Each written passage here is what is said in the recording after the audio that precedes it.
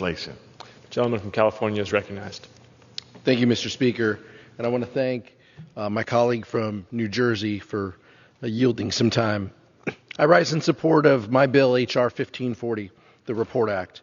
I first introduced the bill, as my colleague mentioned, after the 2015 attack in San Bernardino, a community that I've been proud to represent.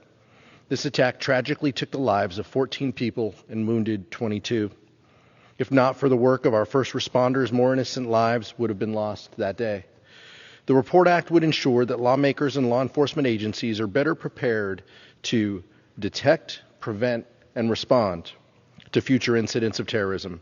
And if enacted, the Secretary of Homeland Security, in coordination with the Attorney General and the FBI, would submit this unclassified report to Congress whenever an act of domestic terrorism occurs in the United States.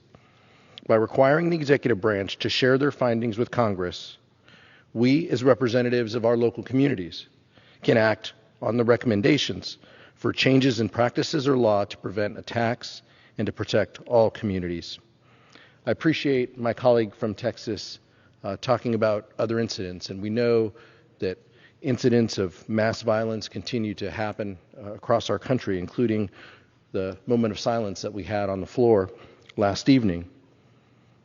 If we can work together to prevent one such incident from taking place, Mr. Speaker, if both parties can unite to save one innocent life, this legislation will have been a success.